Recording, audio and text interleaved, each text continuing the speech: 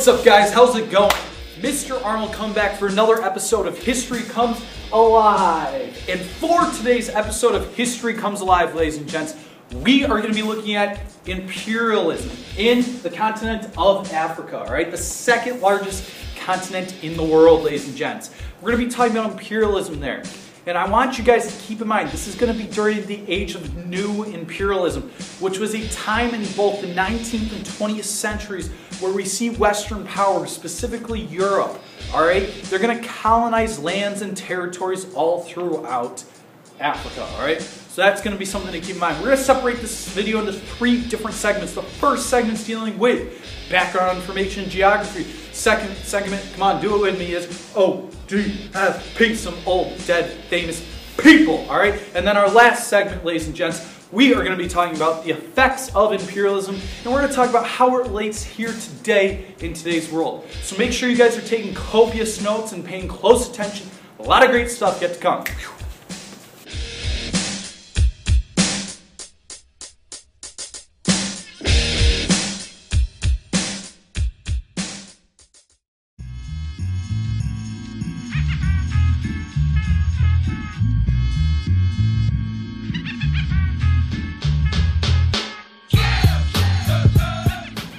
What's up, guys? How's it going? Mr. Arnold sliding and almost wiping out for this first segment. We're going to be talking about the motives behind colonization of Africa as well as the lasting effects. We look up here at the map. This is the continent of Africa, all right? Of Africa pre-Berlin Conference, pre-Scramble for Africa, which we'll talk about in our next segment, all right? Look how it's going to change rapidly after the Berlin Conference, after the Europeans get their hands on it, all right, and bring about change and the motives that they want to bring. Africa is going to change drastically, all right? There's only going to be 2 areas of Africa that are going to be governed by African governments, that being Ethiopia as well as Liberia. So let's talk about this, the motives behind it. We just talked about the geography, let's talk about the motives. Socially, Europeans are going to believe in a thing called social Darwinism and white man's burden, ladies and gents. 2 ideas to keep in mind, 2 ideologies. Basically, social Darwinism was the Europeans' idea that they had a superior race, that the strongest will survive, and as a result of this is going to lead to justification for imperialism. In addition, they're going to believe in the white man's burden because they're going to see Africans or other groups of people that they're going to imperialize, and they're going to see them as savages, barbarians, and they're going to be basically judging them by their Western culture. It's slightly ethnocentric. In fact, it's very ethnocentric, something to keep in mind. But the big idea with social motives is this, that they saw Africa as a place, obviously with natural resources, but also there was lots of problems that existed. Within Western culture, we also start to see the influence of spreading of Christianity. And that's what we're going to see here, as well as lots of missionaries like David Livingstone bring about with them. Politically speaking, they're going to try and bring about more modern forms of government. Remember, in Africa, that's very indigenous. That means it's very native. All right, we see lots of tribalism in Africa. Lots of different groups of tribes. Remember, the Bantu-speaking peoples, there's lots of different diversity in Africa. So by bringing governments, we're hoping to unify big groups of people. And that's what obviously the Europeans felt they could do when they imperialized. Lastly, and the biggest one, is economic gain and motive. Obviously, we have raw materials, which are essentially crops or basic, we could say, I'm trying to think of the word, metals, crops, elements that are going to be manufactured into goods. Okay, we see this with oil, or we see this with diamond mines and gold mines that are occurring all throughout Africa. All right, and this is going to be important because it's going to bring great wealth not to Africa, but to European countries. They're going to take the raw materials from Africa and they're going to bring it with them to Europe and be produced during the Industrial Revolution into manufactured goods. So you might be thinking, what are the effects of all this, Mr. Allen? Well, I'll tell you right now that we are going to see tribalism. All right, we're going to see tribalism take place in Africa because people are not going to get along. What once worked before the Europeans arrived is now going to actually hurt Africa. You're going to have groups of tribes that are going to be forced to either live together or live away from each other. And as a result, they're going to come into conflict with other tribes, all right? Other tribes. And that's going to lead to instability, political instability, which we can still see today. Turmoil, political corruption due to turmoil, and last but not least, when we add all those things up, conflict. All right, we're going to see lots of interwars and civil wars occurring in Africa. All right, that's all I have for this first segment. Let's jump into the second segment dealing with ODFPs.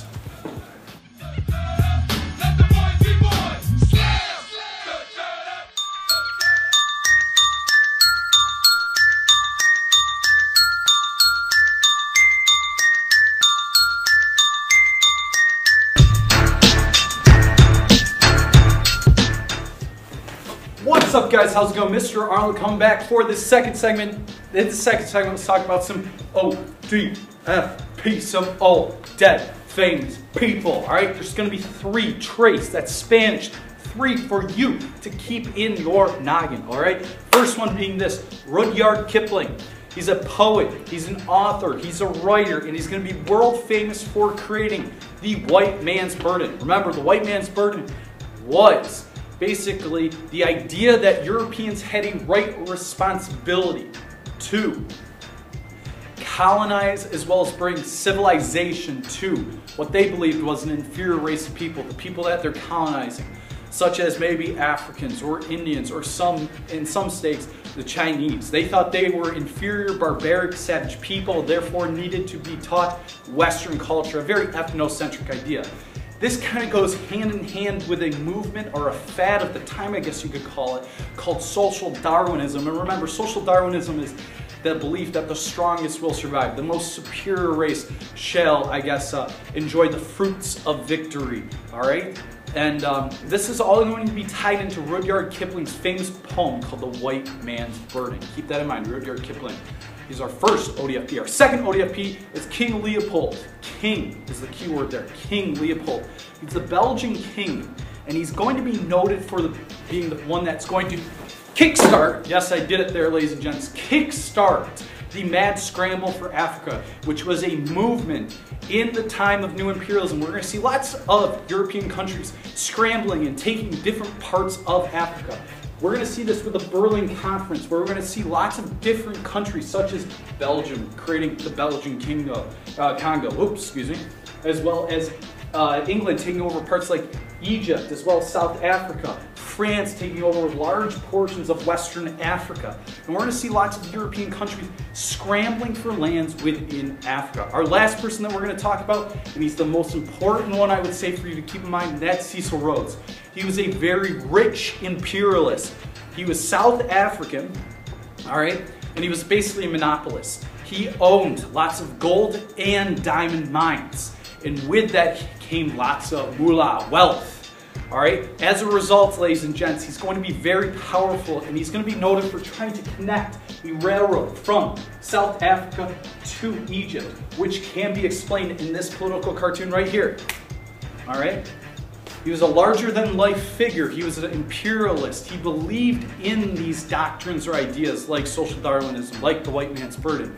And he's going to be noted for funding the defenses of the Boer War, which was a war between English forces and South African Boers, which were Dutch settlers, over control of South Africa. It's the first major war in the 20th century, ladies and gents, in which we see lots of casualties that die. We see the involvement of concentration camps. We see basically the idea of burning crops of the Boers brought about by British forces, all funded and led by Cecil Rhodes. But the big idea I need you guys to keep in mind with these ODFPs is this. We're talking about Africa, but these 3 gents were all Europeans. They were bringing this idea of imperialism to Africa because they saw lots of profit being gained from it all. All right, that's all I have for you for the second segment. We got one more to go. I'll see you guys soon. We're going to be talking about the effects of imperialism. See you soon.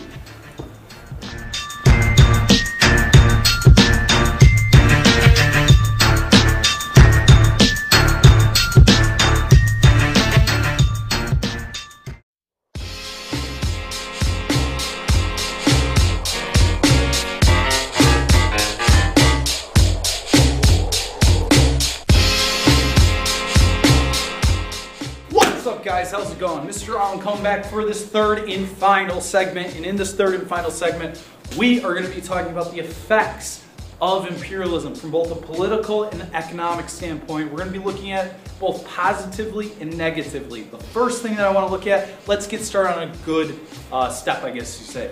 We're going to be looking at the positives that are associated to the effects of imperialism in Africa. All right, the first positive that I want to talk about is a political, element or component that we could talk about is this, that in Africa we're going to see new governments set up, such as democracies and republics. When the Europeans come and they imperialize, they're going to bring about ideas. Yes, I know the white man's burden, and it was their responsibility to bring about a Western idea or Western culture, but it's also going to bring about the idea of democracies and republics.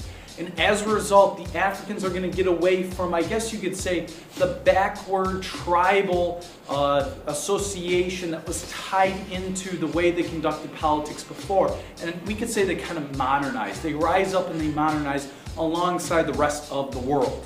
So that's good. We're going to see new governments set up.